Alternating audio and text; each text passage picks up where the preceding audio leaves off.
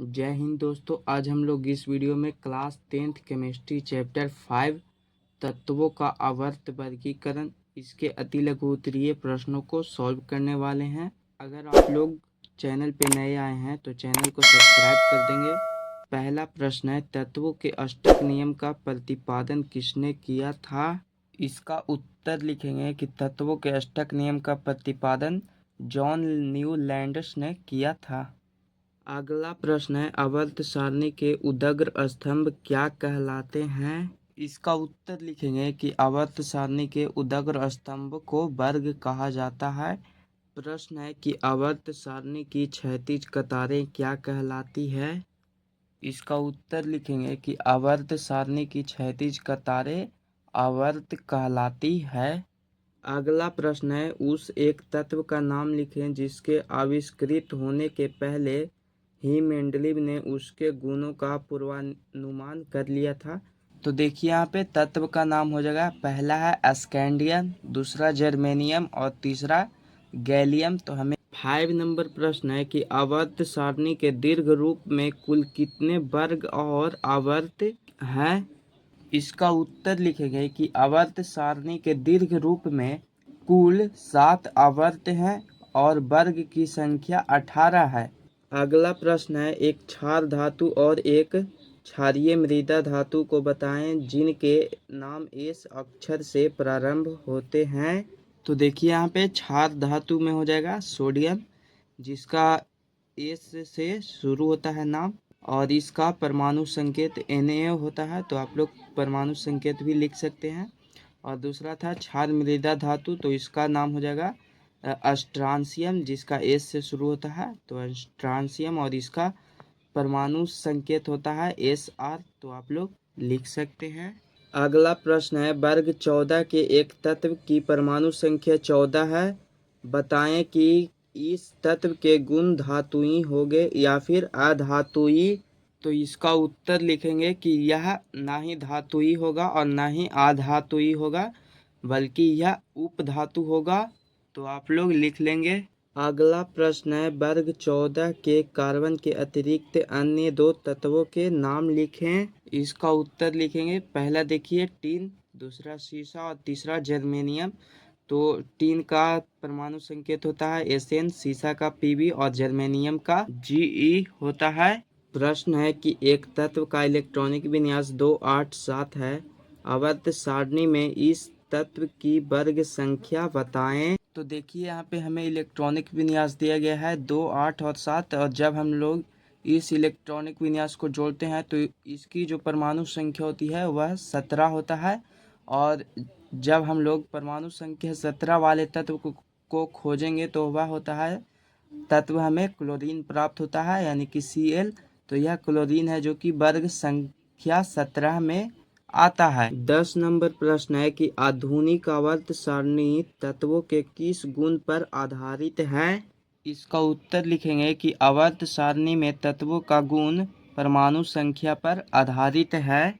अगला प्रश्न है कि एक कारण देकर बताएं कि नाइट्रोजन और फास्फोरस को आवर्त सारणी के एक ही वर्ग में क्यों रखा गया है? तो देखिए हमसे पूछा गया था कि नाइट्रोजन और फास्फोरस का, तो ये इधर है तत्व नाइट्रोजन और फास्फोरस। तो नाइट्रोजन का परमाणु संख्या होता है 7 और फास्फोरस का परमाणु संख्या होता है 15। और जब हम लोग इसका इलेक्ट्रॉनिक विन्यास निकालेंगे तो नाइट्रोजन का इलेक्ट्रॉनिक विन्यास हो जाएगा 2 और 5, जबकि फास्फोरस का हो जाएगा 2, 8 और 5। तो उसके बाद पूछा गया था कि इसे आवर्त सारणी के एक ही वर्ग में क्यों रखा गया है। तो इसका उत्तर लिखेंगे कि क्योंकि नाइट्रोजन और फास्फोरस के इलेक्ट्रॉनिक विन्यास के बाह्यतम कक्षा में, इधर देखिए ये बाह्यतम कक्षा होता है, इसका भी बाह्यतम कक्षा में 5 इलेक्ट्रॉन है और फास्फोरस के भी बाह्यतम कक्षा में 5 इलेक्ट्रॉन है। यानी कि दोनों ही तत्वों के बाह्यतम कक्षा में 5-5 इलेक्ट्रॉन है, इसीलिए दोनों को आवर्त सारणी के एक ही वर्ग में रखा गया है। प्रश्न है कि किस तत्व के परमाणु में पूर्णतः भरे हुए सिर्फ 2 सेल हैं? इसका उत्तर लिखेंगे कि वह तत्व हो जाएगा नियॉन। चूंकि नियॉन का परमाणु संख्या 10 होता है और इसका इलेक्ट्रॉनिक विन्यास हो जाएगा 2 और 8, यानी कि पहले कक्षा में 2 इलेक्ट्रॉन होंगे और द्वितीय कक्षा में 8 इलेक्ट्रॉन होगा। तो इस प्रकार से इसका दोनों कक्षा होगा जो कि पूर्णतः भरा हुआ होगा, ना ही इसे किसी से इलेक्ट्रॉन लेने की आवश्यकता है और ना ही किसी को इसे इलेक्ट्रॉन देने की आवश्यकता है। तो इसीलिए इसका उत्तर हो जाएगा नियॉन। तो आप लोग समझ गए होंगे। प्रश्न है कि किसी तत्व के समस्थानिकों को आवर्त सारणी के एक ही स्थान में क्यों रखा गया है। इसका उत्तर लिखेंगे कि क्योंकि किसी तत्व के समस्थानिकों की परमाणु संख्या समान होने के कारण, यानी कि उसके समस्थानिकों की परमाणु संख्या समान होती है, यानी कि बराबर होती है। इसी के कारण ही आवर्त सारणी के एक ही स्थान में रखा गया है। अगला प्रश्न है कि मेंडलीव की मूलभूत आवर्त सारणी में किस वर्ग के तत्व गायब थे। इसका उत्तर लिखेंगे कि वर्ग 3 के तत्व गायब थे, जिसका निर्माण मेंडलीव ने किया था। यानी कि मेंडलीव ने जिस आवर्त सारणी का निर्माण किया था उसमें वर्ग 3 के तत्व जितने भी थे वे सभी गायब थे।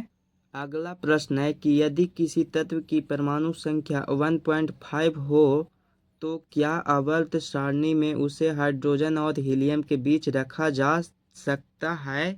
इसका उत्तर लिखेंगे कि नहीं, क्योंकि किसी भी तत्व का परमाणु संख्या दशमलव में नहीं होता है। तो चूंकि आप लोग देखिए कि यहाँ पे जो प्रश्न में परमाणु संख्या दिया गया है वह है 1.5, यानी कि दशमलव में दिया गया है। चूंकि हम लोग जानते हैं कि किसी भी तत्व का परमाणु संख्या होता है वह दशमलव में नहीं होता है, बल्कि वह पूर्ण रूप में होता है, जैसे कि 1, 2, 3, 4 जितना भी होता है, लेकिन यहाँ पे दशमलव में दिया गया है। तो इसीलिए इसका उत्तर होगा कि किसी भी तत्व का परमाणु संख्या दशमलव में नहीं होने के कारण उसे हाइड्रोजन और हीलियम के बीच में नहीं रखा जा सकता है। तो आप लोग समझ गए होंगे। और अभी तक आप लोग चैनल को सब्सक्राइब नहीं किए होंगे तो सब्सक्राइब कर देंगे और अपने दोस्तों के पास वीडियो को शेयर कर देंगे। इसका लास्ट 16 नंबर प्रश्न है कि आवर्त सारणी में सबसे अधिक धात्विक और सबसे अधिक अधात्विक तत्व का नाम लिखें। तो लिखेंगे कि सबसे अधिक धात्विक तत्व सोडियम हो जाएगा, जिसका परमाणु संकेत होता है Na।